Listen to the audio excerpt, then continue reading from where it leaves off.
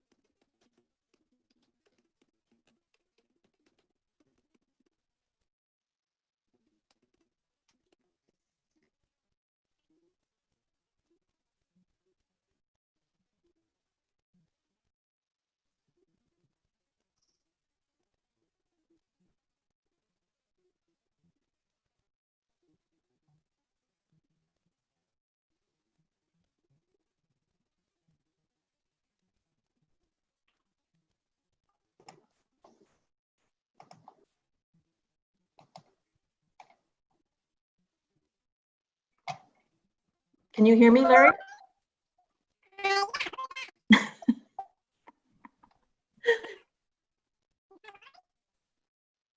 Yeah, I can hear you, Lori. Can you? Okay, Yes, well, Larry, I can't hear. I can hear you, Lori. Can you hear me? I can hear you. Yeah, I can hear all you guys. Yeah. I can hear you guys, but I can't hear. He's a Yeah, Larry, chipmunk. yeah, chipmunk, I was gonna say. How come we can't see everybody else, though? I can't see anybody. I can just see you, Lori. Hi, Lori. Hey, well, if you go to the top of your screen, Lynn, there should be a little icon. Oh, just a sec. That's Anne Marie. Hello? Yeah?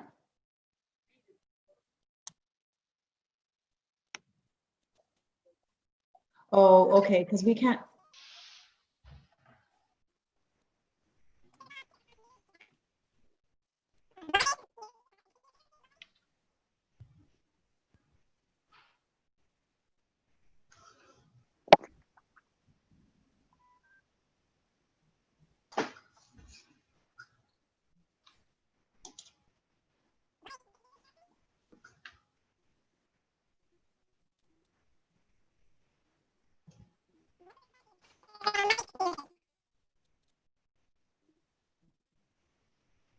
Show you're muted there, Lori.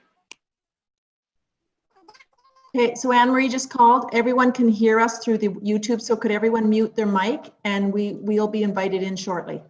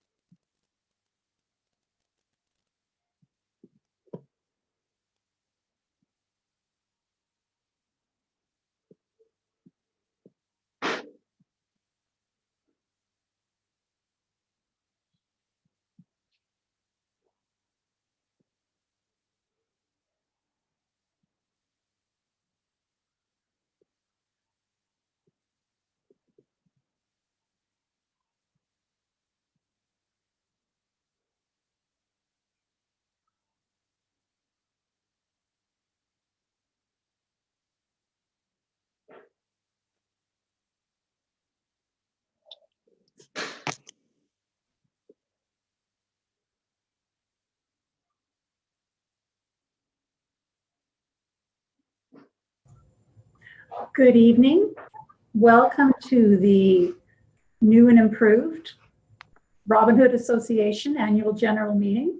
We are so grateful that you found us, and if you hear us and see us, that means that we've mastered some technical glitches. My name is Gail Wyatt. I am the president of the board of directors of the Robin Hood Association, and I'd like to just briefly reference our notes or our agenda to give you an idea of what we have planned this evening. So because there will be some motions and voting involved, Anne-Marie is going to start and explain a little bit about that so people can understand what their role will be and how that is going to work. Next, we will move to a president's report to share some of the activities of the association in the past year.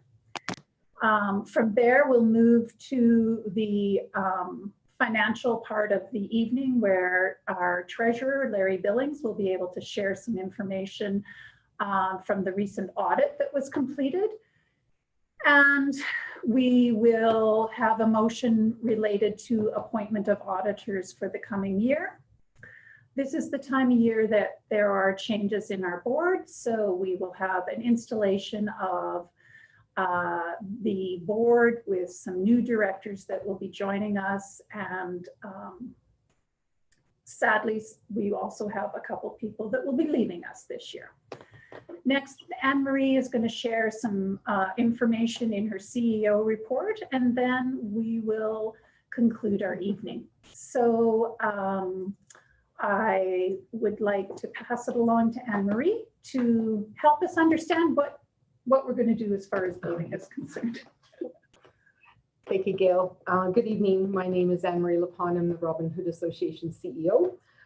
Just for this evening, I want to welcome all our viewers. We're using two different streams. So for information on how to vote, we have got voting participants, so members that have signed up and are registered to vote on the association's AGM are joining us through the Zoom link this evening. As well, we've got our leadership team on that link and our auditor, Scott Allen. So those individuals will have a little bit of a different process tonight. You will be asked when we do have motions, you'll have the opportunity to raise your hand. If you look at the bottom of your Zoom, when we are calling motions and we require a seconder, you can have that ability to raise your hand, and we'll take the first person who does that to record. And as well, we'll follow up with some voting of either passing the motion from membership. It will pop up and we will ask you to vote either yes, no, to abstain from the vote. And in the case of our auditors and leadership who have joined us on Zoom, you will please be asked to hit the no vote button as you do not have voting privileges. On the, we also want to welcome, I think we have a number of people are joining us on the RHA YouTube link, which is streaming live, and I think you'll be able to go back and watch our video later on the AGM if you would like. So I want to welcome those viewers. They are not registered voters, so they were not going to have the option of voting for the motions this evening, but you will see the whole process play out. So certainly I think majority of the people will be our staff, and I want to welcome you this evening, and I'm glad that you could join us for some updates that we have here. As well, can I please ask the panelists that are on to ensure that when you're not talking to have your mute button on, and we will be able to avoid some of the background information. As well, for members that may have a question, again, you have the option of raising your hand. And at the end of each presentation, of course, the presenters will ask if there's any questions. If you do have questions, you have the option to raise your hand and we can unmute you to ask the question and or fill in the question and answers. You can type that out as well. And Tyler, who's helping us behind the scenes here, is going to manage some of that behind the scenes stuff. So I think that's it for the video conference and the technical notes. So the first order of business will be to call this meeting to order at 7:07 p.m. And I'll just move into the president's report. The annual general meeting provides us with an opportunity to review what the past year has meant for the association. While COVID hijacked the past 6 months, this report will highlight many things that happened before COVID moved into our lives. I won't be referencing every single accomplishment, but fortunately you will be receiving departmental reports as part of the annual report that will provide more specific details. I always like to start by sharing details about who is the Robin Hood Association in 2020. Well, we are service to 895 individuals ranging in age from birth to 80 years of age. This includes 540 children and youth and 355 adults who are 18 years of age and older. We are 600 to 680 full and part-time employees with 190 staff hired within the last year. We welcome those individuals. We are 67 facilities that includes 54 homes. And in the last year, we also have new space for the transportation, facility management, and IT departments, as well as much needed storage. And of course, one can never have enough storage. We are also a new sensory play space at the Children and Youth Service Center. You saw a picture of that at the beginning on the PowerPoint, and we are very excited that that'll be opening soon. For those of us in the Robin Hood community, it can be easy to lose sight of how large an organization Robin Hood has become and the scope of costs incurred. The operational budget was $32 million this year with a shortfall of $799,000. I'd like to share a couple of examples of some necessary but behind the scene costs that were incurred this year. Bill 30 is occupational health and safety legislation, which required extensive work to develop policy and practices to be in compliance with this new legislation. Of course, we're all familiar with Dr. Dina Hinshaw and her directives as the Chief Medical Officer of Health. And the directives were for the management of the pandemic. And this has significantly impacted our workforce assignments, cleaning practices, delivery of services with no additional funding provided. Work on accreditation for the CET standards, and what that is referring to is it is a measure if a disability service organization has met Alberta government standards, either at a minimum or maximum level. So this work had to be paused, but will resume shortly. The Robin Hood Association prides itself in consistently achieving the higher level of excellence and will aim for no less this fall. Ongoing efforts continue to manage costs and expenses. For example, a facility management initiative was introduced and realized savings of $51,000. Donations to the organization, to the association, are always gratefully appreciated and include our annual Target the Hood fund drive, funding for the sensory play space that we talked about at the children's program, and this was funded in entirety by donations and grants. And we received 70 computers donated through the Alberta Computer for Schools program. Sadly, Sledge Hockey Day was canceled, but we hope it will be possible for this to resume in 2021.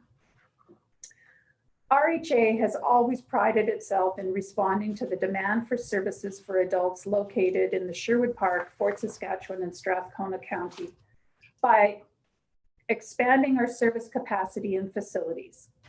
Unfortunately, as mentioned earlier, funding has not kept pace. The Robin Hood Association Administration and Board have advocated to our elected representatives and government officials in the Community and Social Service Ministry for equitable funding to support operations. And unfortunately, these efforts have not been successful. And as a board, we were forced to make the decision to suspend service intake. The organization can't continue without sustainable funding and can't continue to absorb ongoing deficits. Regrettably, this decision has had significant impact on some individuals and their families trying or planning to transition to Robin Hood Association adult supports. 3 new projects to enhance services were introduced. Recognizing that Robin Hood Association was incurring costs related to grounds maintenance in the summer and winter months, the grounds maintenance skill development program was launched. 1 crew for summer and 1 for winter. This provided a job training program and work experience for individuals, and costs were reduced and resulted in a win-win for both the individuals involved and the association. Those of us with family members in the program are aware that there is a significant transition that occurs when individuals turn 18.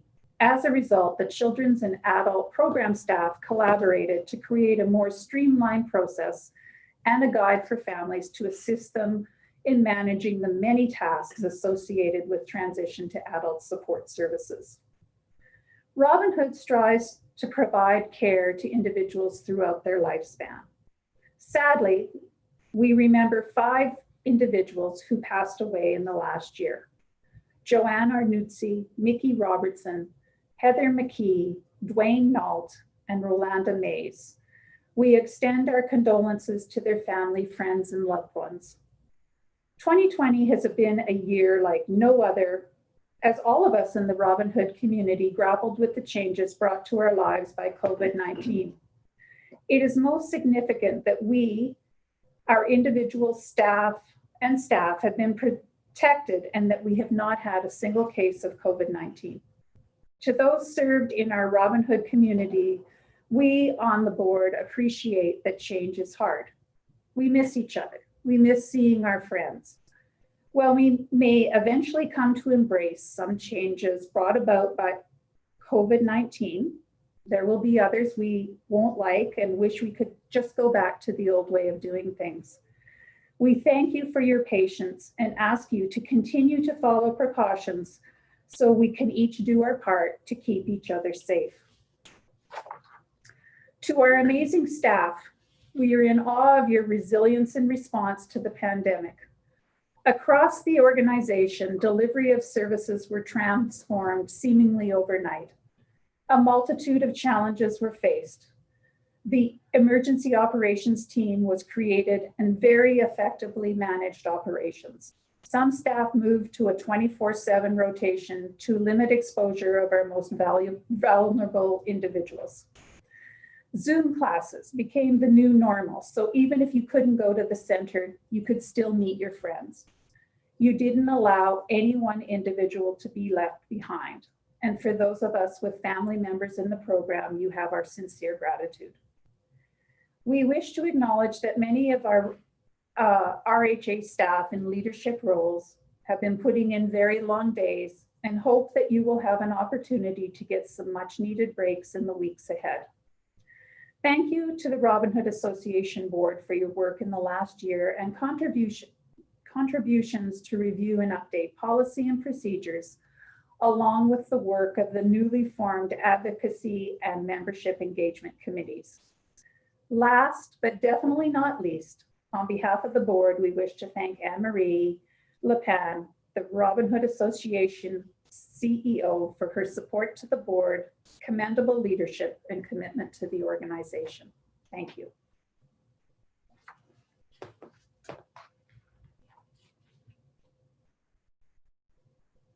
Okay, so moving on, Larry, you're up next with your audit report. So ask Larry to unmute himself and hopefully put video on if he's got it.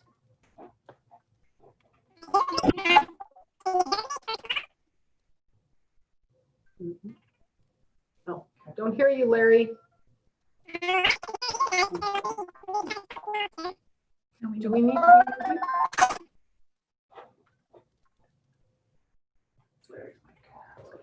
Can he phone in? Just let them know that we can't hear them. We can't hear you, Larry. It's your mic, I think.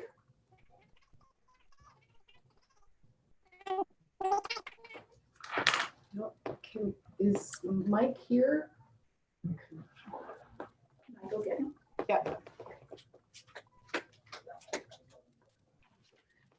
Larry, I might get you to phone in and then we will put you on speakerphone. If that works, can Larry hear me? Thumbs up if you can hear me, Larry.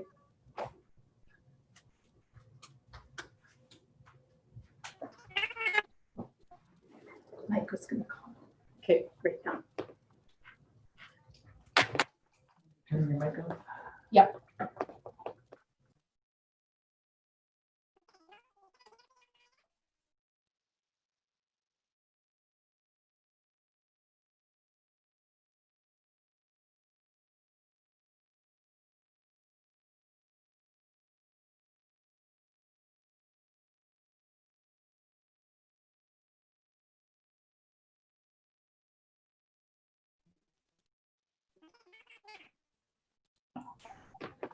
We're going to suggest, for having a little technical difficulty, that we're going to move to the installation of our new board. So Diane, I would ask you to unmute your mic and present your board nomination report.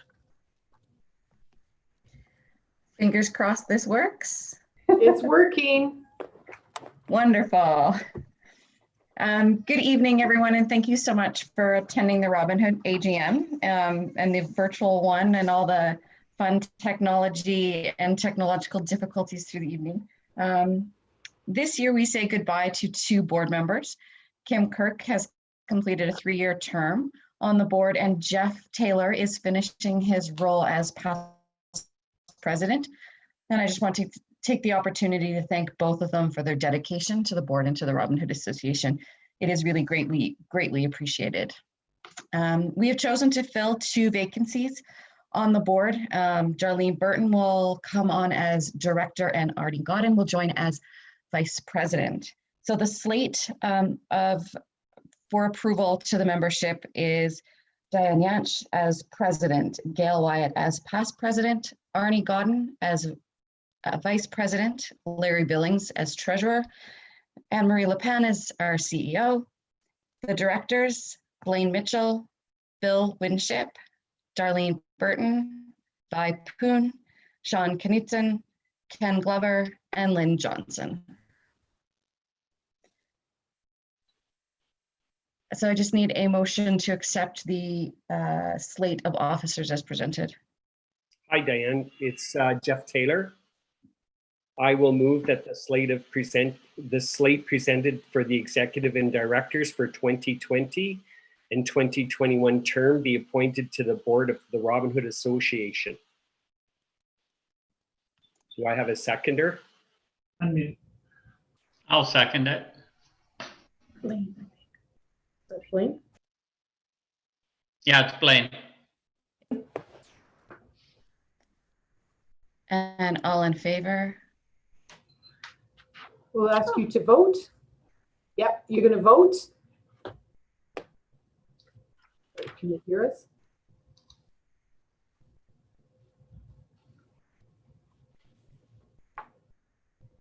Votes it. 21 of 26.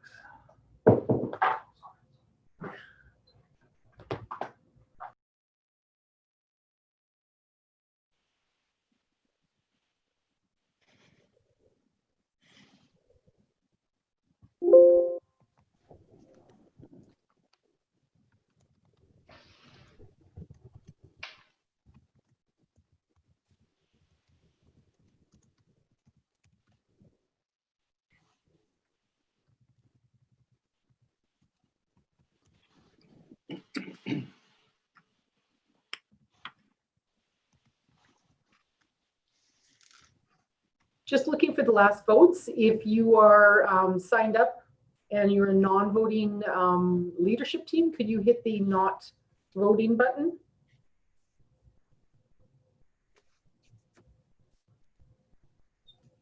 Two more.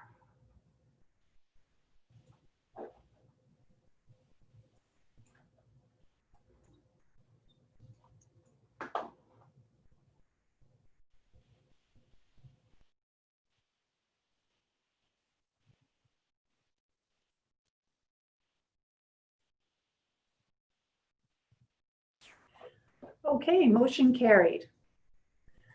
Next, I would like to ask Jeff, our outgoing past president, to lead the installation of officers and directors.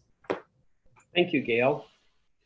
Officers and directors. A board can only function effectively when individuals' interests are put aside and people work together for the greater good.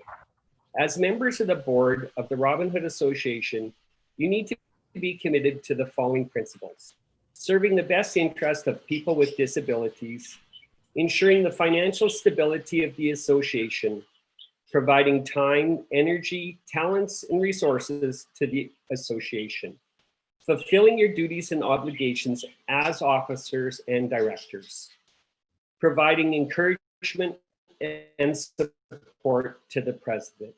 If you are committed to these principles, please answer, I will. Response? I will. I will. I am. I will. you. I will. I will. I will. I will. We got Larry here on board. Ladies and gentlemen, I am pleased to present your board of directors and officers for 2020-2021.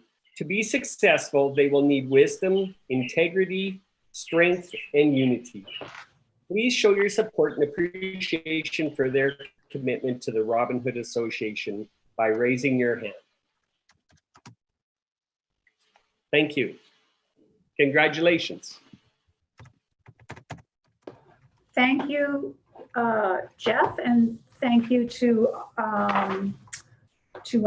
welcome to our new board.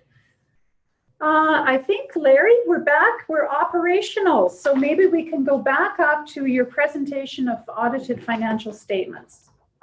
Okay, you can hear me? Is that correct? We can now. Awesome. Thank you. Okay, again, my apologies. I don't know, maybe something I did wrong on my end here. This is only about my 1500th meeting. I don't know why it had to happen tonight. My name is Larry Billings, and I'm the treasurer for the Robin Hood Association. It's a great pleasure to be here on this big blue, mostly Alberta sky day, as an old colleague of mine used to say.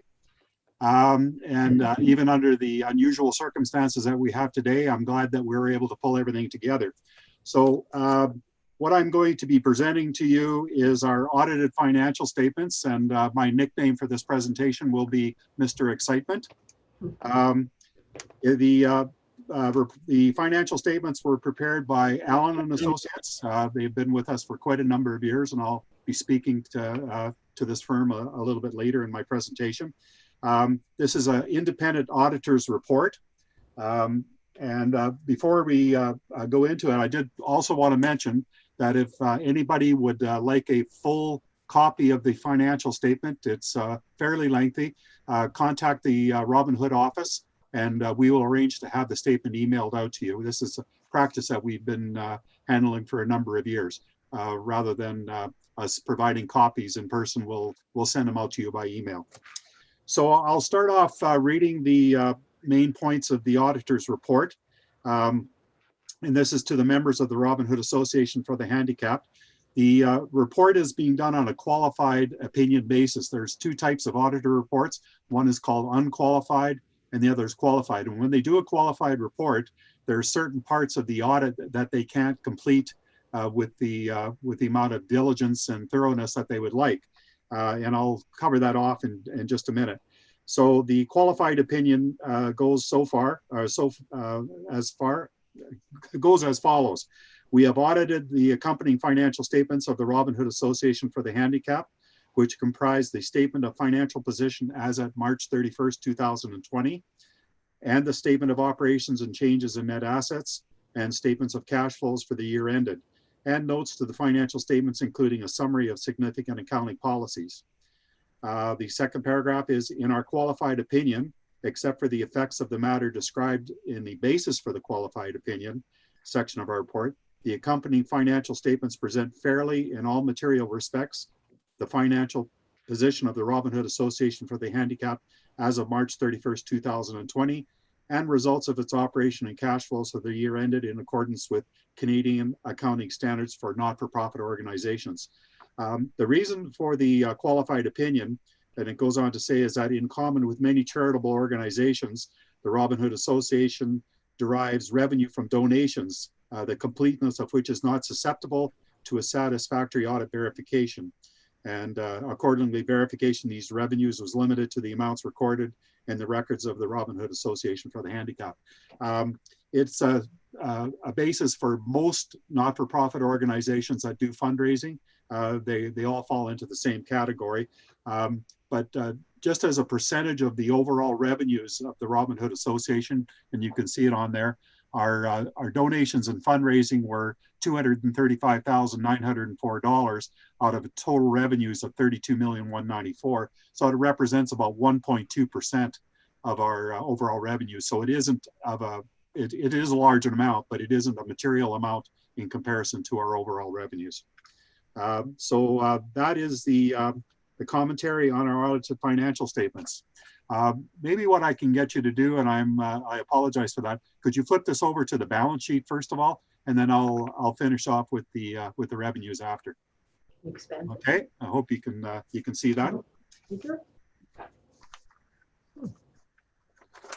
Comes up a little bit narrow, but that's okay. If you move your eyes to the screen closely and squint, you should be able to see it. The balance sheet, first of all, the current assets for the year ended 2020 came in at $3,285,000. The majority of that was cash and accounts receivable. This is comparing to 2019, $3,915,000. So we did have a drop in our current assets year over year of about $675,000 in that range there, $670,000. On the capital asset side, our capital assets came in at $13,579,000. The majority of the capital assets are represented by the Learning and Children's Center, as well as all of our residences. The amount that's reported, the $13,579,000, is represented by the acquisition value of these assets. And a lot of these assets, especially the residences, we purchased many, many, many years ago. And of course, the value of these properties has gone up substantially over the years. We would estimate a current market value of all of our capital assets, of which the majority are our real estate holdings, probably in the $30 million range. But we report these on an accounting basis at acquisition, less depreciation value. On the liability side, our current liabilities came in at $7,479,000, which includes the callable portion of our long-term debt of $2,358,000 and normal accounts payable of $2,495,000. The majority of the term debt of $2,385,000 are for the mortgages on our various facilities and our residences. And lastly, our equity for the Robin Hood Association, based on the book value of our assets, less our liabilities, came in at $3,375,000. So basically that, for all intents and purposes, would be our net worth based on the book value of all of our assets, less our liabilities. Okay, that is the balance sheet. And if we could now flip to the 2020 results on the revenue side.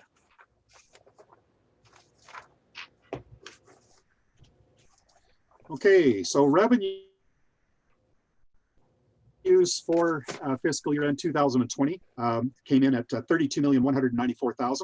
That's a 6.5% increase over 2019, or $1,902,000. Just reporting on the revenue side, our 84% of our revenues for 2020 came from the Governmental Bureau for Program Delivery. So obviously our large funding partner provides us the majority of our revenues. On the expenditure side, for 2020, our revenues came in at $32,993,000, which is a 8% increase, or $2,451,000 increase over the 2019 results. And again, on the expenditure side, 86% of our expenditures are represented by salary and benefits. The largest portion of our expenditures are represented by salary and benefits. And then moving down into our net loss side, our net loss after depreciation for 2020 came in at 798,653. That compares to 250,186 loss for 2019. So about a $740,000 swing in our, or sorry, $540,000 swing in our loss position year over year. I would comment on the deficit that this is directly related to the growth in particular over the last 2 years. Our growth has been quite substantial, but unfortunately our funding has not kept pace with our growth. And I know Gail has talked about that a little bit. This is something that we've been in dialogue with our funders with regards to trying to ensure that our funding does keep pace with our growth. And we did have to take some steps this year to at least try to stop the growth somewhat. And we will be having ongoing discussions and dialogue with our funder, the government of Alberta, with regards to areas on the wages and wages in particular. And we're also looking at internal operations as well. And we've done a very good job in controlling non-salary expense year over year. We've managed to hold the line on it, even in spite of our growth. But we will be looking at continuous ways that we can improve internal controls to try to reduce some of our expenses. But it goes without saying that that we have to have continuous discussions with our funder, the government of Alberta, to ensure that our future growth is being kept pace with the delivery of the funds that we require for our expenditures. So that's our snapshot, and I would have Gail entertain a motion to accept the financial statements as of March 31st, 2020, as presented. Gail? Yes. I move that we accept the annual audited financial statement for April 1st, 2019 to March 31st, 2020. Seconder? Second, Ken Glover. Thanks, Ken. All in favor?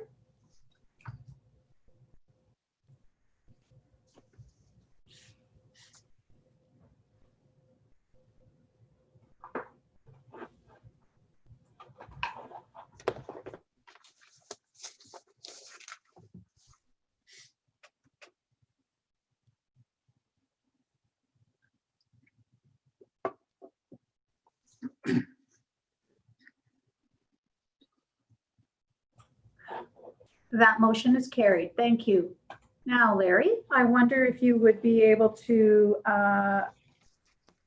move to the next agenda item in terms of appointment of auditor. Thank you, Gail. My motion would be that the firm of Allen and Associates be appointed as the auditors for the Robin Hood Association for the Handicap for the fiscal year ending March 31st, 2021. And that would be my motion. Jeff Taylor. Seconded by Jeff Taylor, is it? Yeah. Thanks, Jeff. Okay, all those in favor?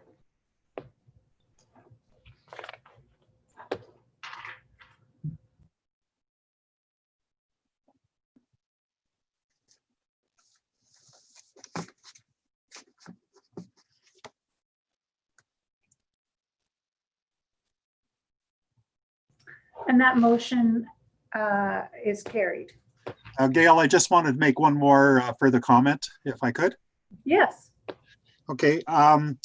The firm of Allen Associates, which is headed up by Scott Allen and Tracy LaVenture, are going to be celebrating a very significant milestone with the Robin Hood Association. For the coming year, they will be coming up to 25 years of service to the Robin Hood Association as our auditors.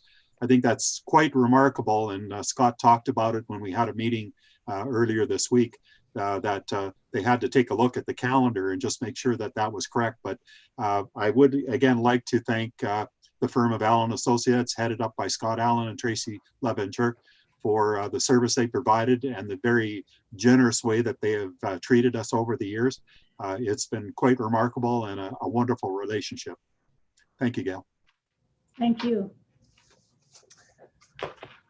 Okay, now we will move on to Anne Marie and her CEO report. Good evening. Thank you for joining us. I will try not to be too long, but I think as most of you who know me, I tend to go on and I get quite passionate about what this organization is and what we've accomplished in the last year. I'm really going to focus on the last 4 months. Gail has kind of recapped the year in review, and you will have access to those reports through the annual general meeting that will be sent out to membership through our email at this point. The last 4 months have been, I love that word everyone keeps using, is unprecedented. I was trying to think about what it means to me, and really I think there's 3 key elements that we've been dealing with over the last little while: the impact, the response, and the resilience. So I'm going to just frame a couple of highlights that explain those themes in the last number of weeks that just don't seem to end. You know, our impacts have absolutely had an effect on over 800 families and individuals in service. The change of supports and routines that happened overnight, the reduced or service suspensions for those individuals, and fear, anxiety, and the unknown is something that we all need to recognize.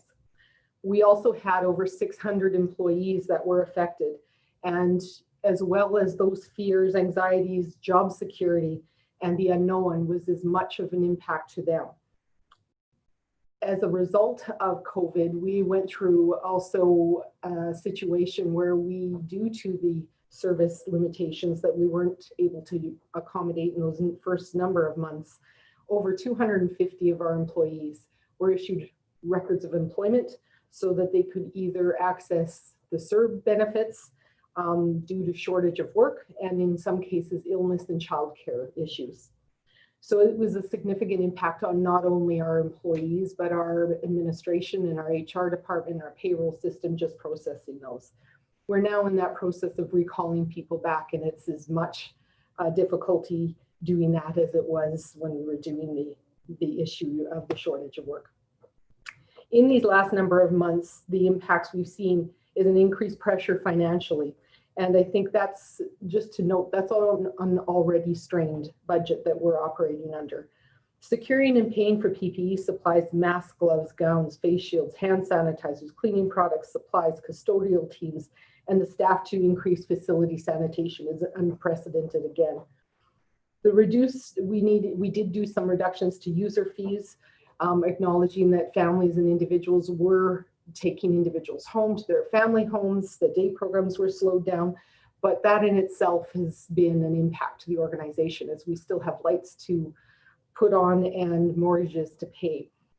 The increased cost to things like sanitation in the homes is significant. So food and household budget, although groceries may have gone down, we've actually seen a spike in those kind of expenses. We've also had an increased staffing cost. We introduced, as Gail mentioned earlier, the 7-on-7 models. Early in April or early in May, we really implemented it across the organization, starting with Aspen Village, our most vulnerable population, our assisted living facility. And to this day, they're still operating under that model. Our goal at the time was to control what we could control. And we needed to ensure that our individuals that resumed and stayed in their homes were as safely and protected through this event and these fears, as well as staff who were coming and going. We really wanted to eliminate how many staff are rotating through a home. So the introduction of having staff, and we had a tremendous amount of people that were willing to do this. And I'm so thankful for the amazing people that do work for the organization, to step up and leave their families for full 7 days around the clock to live in residences and then take that time off. That has been amazing. 37 of our homes operated that way well into the end of June. We're now just at the starting stages of returning back to staffing models that were consistent with still trying to manage the numbers of staff rotating through facilities. So we took a really strong approach in the early days of having the one site limits, but it's been quite difficult to try to maintain as we've got staff that work relief shifts, that work in children's services, that work in part-time and full-time jobs. We are really working hard to have our staff have longer shifts in set locations rather than working multiple locations. And that's been as well very difficult to manage and try to support. We've also saw a spike in the increase of staff sick time, especially in those early days when we do need to abide, and we still do, the rotations of having 10 days isolation if you've got symptoms. And we have never had the use of sick time like we've had in the last number of months, just because they were benefits to the employees. And of course, if they had them, they were accessing them when they were ill. Although PDD has provided some contract flexibility in terms of COVID expenses, so you will hear that the government has supported expenses like PPE supplies. And yes, we've about 6 weeks after the pandemic was announced, we finally had some deliveries of some PPE equipment, more the face masks and gloves, but we did an awful lot of purchasing and securing of supplies well before, and we were prepared well before actually the pandemic started. So we maintained a lot of our relationships with some of those businesses that have been fabulous in giving us first right to order and things like that. So we had some great relationships that I'm proud that we work really hard to be good partners with businesses in our community. Some of the flexibility I talk about with PDD will cover. The challenge also has been in the last 2 months, PDD has also expected that service reductions and individuals that may not be getting any services should not be invoiced any longer at the end of the month. So what has happened is within our set budgeted amount that we would get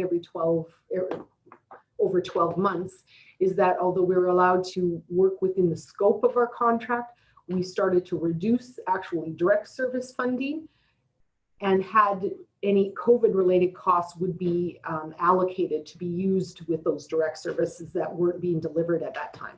What that means is essentially we're still getting the same amount we got previous months. It's just having the flexibility. In that in itself has stretched our resources. You were still paying for a number of staffing. We were delivering virtual supports. You still have your teams working behind the scenes that are supervisors managing the staffing and the training, as well as all of the expenses related to COVID. So it's really a cost neutral from the PDD perspective. They're still paying us within the scope of our contract, but it sounds like it's flexible. It's still going to be expensive at the end of the year. The other things that we had for impacts is the recent bills in the last year, Bill 2, which were more to do with employment and labor standards. We've seen a lot of changes in those kind of the different requirements under vacations and things like that, as well as Bill 30, which is that introduction of the occupational health and safety requirements. A lot of work has gone in the last year to ensure that we are in compliance to those bills, and that we have done our due diligence for education and new policy changes. So behind the scenes, again, there's been an awful lot of work in the last 2 years, really.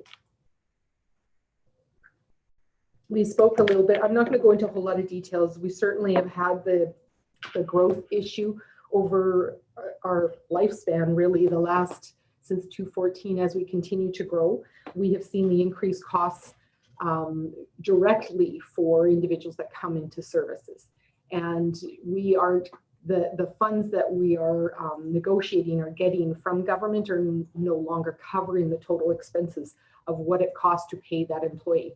What we paid employees is exactly the same in terms of a wage grid in 2014 as it is in 2020. The difference is you are seeing increased costs with benefits and CPP and overtime, anything to do with changes of bills. We have had this increased inflation cost that hasn't kept up. So continuing to grow has not helped this organization. As well, continuing to grow, some people will question why last year we had, opened up a new facility. That is a direct result of growth. We had got to the size that no longer had the capacity to operate day programs in Sherwood Park. Our property management, our transportation, all of those kind of support systems, IT, warehouse needed to have locations to actually work and have supplies. That's a direct result of growth. And that was some essential things that we needed to do. that at the time felt right. And even though today it's one of those blessings that if we were here a year earlier, having the additional day program space does provide us some ability to offer supports for individuals. If we were just operating out of the facilities we had 2 years ago when the pandemic hit, there would be far less services being able to be delivered because of limitations in space requirements in our facilities. Other impacts that we've seen since the last 4 months is the lack and loss of revenue just in donations. The loss of sledge hockey and things like golf tournaments. We have multiple golf tournaments have just been wiped off. And we got to look at unique ways to fundraise and collect donations. Some of the questions have been, and a lot of exploring around what are some of the grants and access to those numerous federal benefits that you see as organizations have. Almost everyone out there we seem to be not eligible for. We're either too large in scope, we've got funding secured through provincial funding, but in terms of the ability to, we've lost in revenue for, like I said earlier, mortgages and you know, utilities and things like that. We are still struggling. I'm really the responses to the impact that we had. And Gail spoke a little bit about the emergency response team. And this was something that we were very fortunate to stumble on.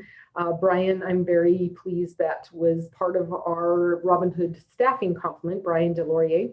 He quickly in March introduced what is called an emergency incident command structure.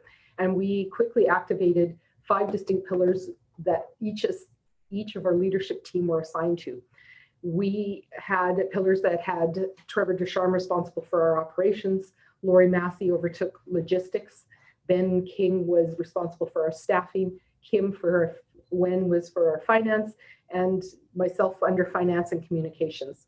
RHA was very fortunate to have him because he's highly trained in emergency response, and he got us to really understand the structure that it took to work through a crisis. That in itself was significant and very effective, and it quickly aligned us to really some ability to have teams work within each of those pillars. A lot of the coordination and managers and supervisors in the organization took really significant roles and key roles to support the emergency operating team. We met daily from the middle of March right through to the end of June, every day with Brian to go through every pillar, to deal with every crisis and to communicate every message. So, you know, it's interesting. We went through a number of surveys last year, which we're going to follow up in the next little while, staff survey and the family membership engagement back in February. And as usual, the concerns are around communication. And I think we've kind of overloaded people in the last 4 months. So I'm curious to see how that kind of feedback is going forward. Some of the strategies, though, that we are recognizing is a lot of the communication is one way. And I think you saw earlier in the screen, trying to introduce a mechanism for membership if they are wanting to look at some of the question and answer format to send in through our information at robinhoodassociate.com. And in time, we're hoping to have that as a generating kind of frequently asked questions that we'll at this point respond to through the email process. And hopefully by fall that we can introduce it into our new website when that is launched. Some of the things I'm very happy and thankful that we had the emergency operating team. It has formally disbanded as of the end of June, but I assure you that the leadership team has at this point adopted and will continue to develop, use that structure. We continue to meet on a daily basis and review some of those, each of those pillars every day. So that's been a really good format for us, trying to manage and maintain how we're going to go forward. The other responses, unfortunately, we talked a little bit about, where our deficit is. Robin Hood and the board of directors had announced in early June that we are no longer in a position to expand new services and have, as a result, frozen intake for new services that would increase capacity. The only intake request that we are managing at this point is anything that we have that has a vacancy.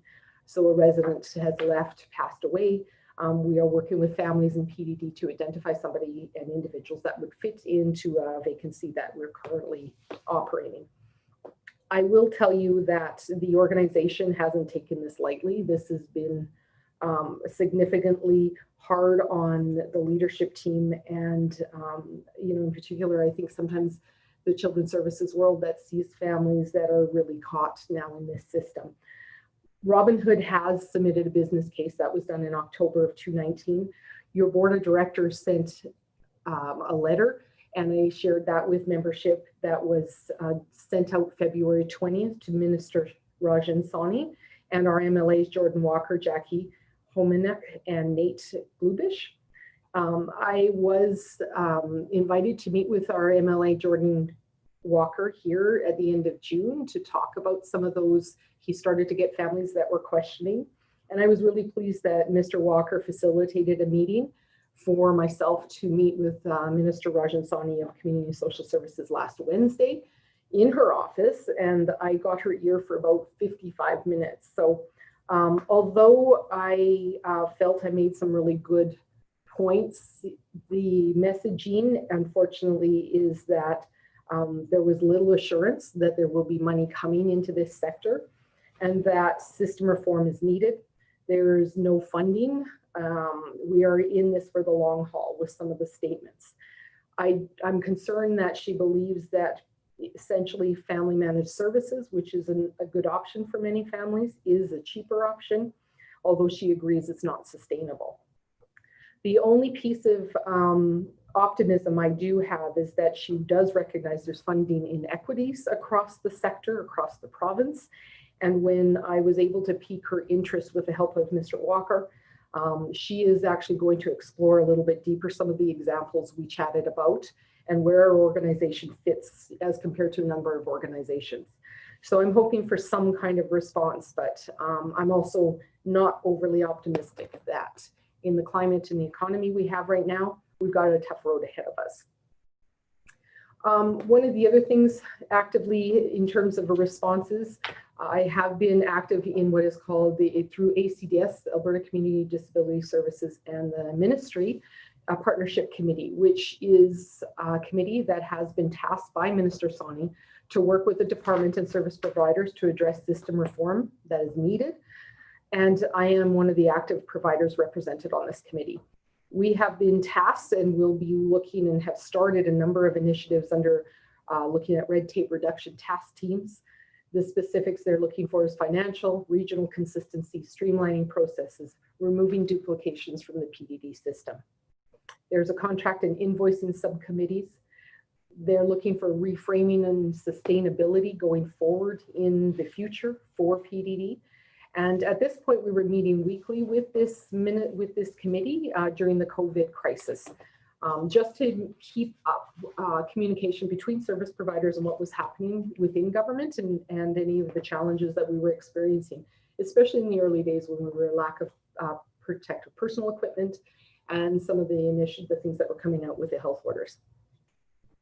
I kind of bounce down. Really, I think I'm going to reframe. There's some challenges we got coming in this upcoming year, and I am not going to sugarcoat the fact that our financial stability is a concern. We do have, we cannot rely on government funding. This is not a climate that's going to be giving us endless amounts of money. There's limited fundraising ability due to the COVID restrictions, and we have limited access to eligible grants, as well as the limitations that families have to be able to pay for some services, trustees, and so forth. PDD's direct funding is now ineligible for invoicing, as I said earlier. What's going to happen is some tough decisions ahead for this leadership team and the board. Growth has taken its toll, and we have limited intake for the meantime. Leadership will be tasked to be looking at further cost-saving reductions in the years ahead, and it won't be easy. Some of the things, though, we need to do is analyze some of the true costs and the service supports and what we can provide. We need to determine what's essential and what's core funding supporting. PDD is asking those questions. They're asking what is their mandate, and they're looking for system reform. to determine what government responsibility is versus community and family responsibility to support people with disabilities. They're looking at what they should and should not fund. And I need people to be prepared for, there will be some changes, I believe, in the next number of months to come. We have taken pride in Robin Hood for years. I've been here 31 years. The pride that we have in enhanced services and the quality care and impact that we have is going to be hard, because if we have difficult decisions that risk that, some of these things may or may not be sustainable long term. And we have to consider where we're going to be able to streamline some things. It could be at all levels. It could be through services, it could be staffing, it would be intake, it could be our capital assets. But we cannot continue on the path that we're on now to maintain the kinds of budgets that we're operating under. The other significant challenges carrying forward to complicate the rest of our year is these public health orders. We have had an inundation of a number of changes that have happened since the pandemic started, and trying to keep up with those public health orders has been a full-time job for the leadership team, believe me. The new visitor policy, I think, is probably the most pressing thing, is that the introduction of inside visitors to supportive living sites in our homes, our group homes, is something that we do need to create reasonable kinds of access for individuals to have families and friends visit. We are asking for some patience, because I think we've got some good options over summertime. I'm concerned about the numbers of COVID rising in our communities. And if we can facilitate visits outdoors and going for short visits, that would be far more effective at this point than having people coming into the homes continually and putting others at risk, not only the individuals, but their roommates and their staff. We need to continue to provide consistent update information for staff to effectively do their job and feel safe and confident to support the individuals in service.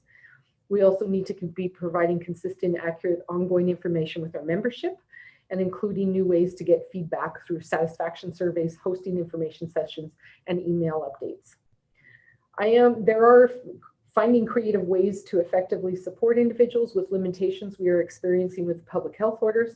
We need to look at, within our limited staffing resources, how we're going to deliver some of the supports, i.e. through day program and based out of residences, because we can't have everybody come back to the center. We have requirements on maximums in our facilities.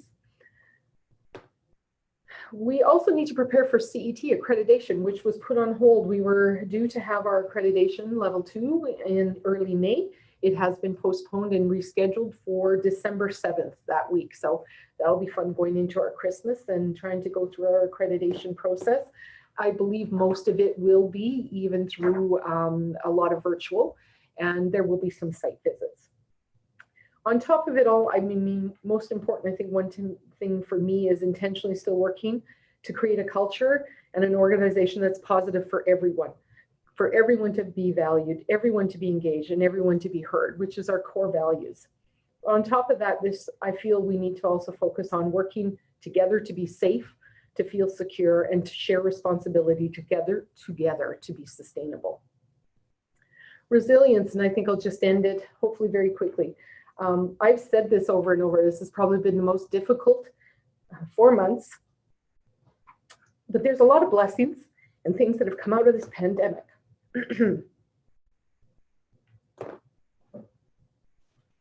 Sorry.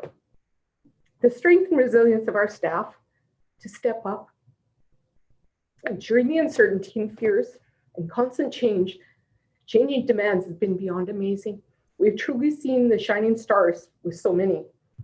The pandemic has really made all of us, including myself personally, reevaluate what's important and what's essential. The support, understanding, and patience of families has been appreciated, and then so many have messaged support at this time that has helped to boost spirits. My goodness.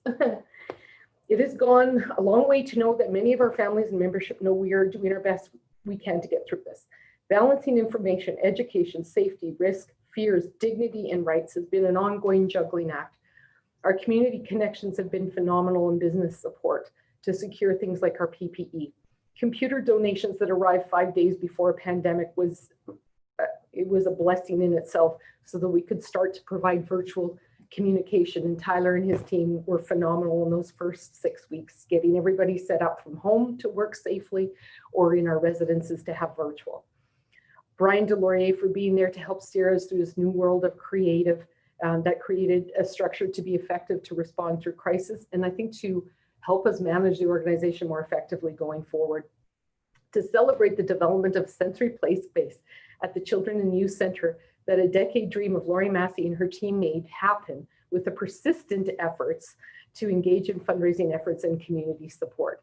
That is something that was exciting and positive through these last 4 months. And I thank so many of the donors and family members making that happen over the last 2 years fundraising. Lastly, I want to acknowledge some board members. All of my board have been phenomenal in this last year. Jeff Taylor, my first president, strong advocate, man with a business perspective and a dedication to Robin Hood like no other. I will miss you, and I appreciate your support, dedication, and wisdom throughout this last year and the 3 that I worked with you directly. Kim Kirk, support, finishing her term this year, first term. A board member who championed for the play space and was advocating on behalf of families. And Gail Wyatt, my president this past year, who has been phenomenal in my support as well and gets to hear my complaints every once in a while. So I appreciate you, and I'm glad we've got another couple of years of board work. Last but not least, and by no means more or less than anyone else, but I have got to acknowledge the leadership team of Kim, Trevor, Ben, and Lori. This is a dream team, the most persistent, dedicated team of people I have had the privilege to connect with daily. We have built bonds beyond recognition, resilience, alignment, communication. This has been the most phenomenal experience to have a leadership team work at the level and respect that we have for one another. They have stepped up higher than imaginable, and their team of managers and coordinators also are second to none, have been their support system, have been there through thick and thin, and there's so many to mention I can't even begin to start. I want to assure you that you have got a leadership and management team that continue to want to lead with consistency, accountability, and the pure dedication to do the right thing on behalf of our families and individuals. I do feel that Robin Hood at the end of this will be stronger. We're going to be better than ever. And I'm excited to see the learnings that we've had and what we can do in the years to come. So thank you. Thank you, Anne-Marie. That's a hard act to follow, most definitely. And I think this AGM has really given you a very clear picture of the organization and where things are at and the challenges that we face together moving forward, and how critical that will be. I noticed that the new question and answer forum, we haven't had a question yet. So Tyler, is there anyone with a question for this evening? No questions so far. So you do may raise your hand. reflect after the meeting tonight or tomorrow and think, perhaps I do actually have a question after all. And we really encourage you to use this venue because just having an answer can be so helpful in terms of moving forward instead of just kind of wondering and questioning why things might be happening the way they are. So I'm excited that this will be an avenue to enable us all to stay connected with one another. Normally at an AGM, we would have a period of socialization and connecting and an opportunity to see one another. And that, of course, is so missing in all our lives right now. And I think I especially am sad that this evening we don't have that same opportunity. And so we face, yes, yet another challenge as far as the new normal of COVID, and it has been nice that those of you that may have a difficulty coming in person have had an opportunity to participate, but we sure miss something without that face-to-face opportunity as well. Do we have a question? Do we have a question? Yeah, we do. It says, how come we could not see all attendees? I can just type the answer in. Okay. So I don't know. we do have a question, and thankfully Tyler knows the answer and he is going to respond.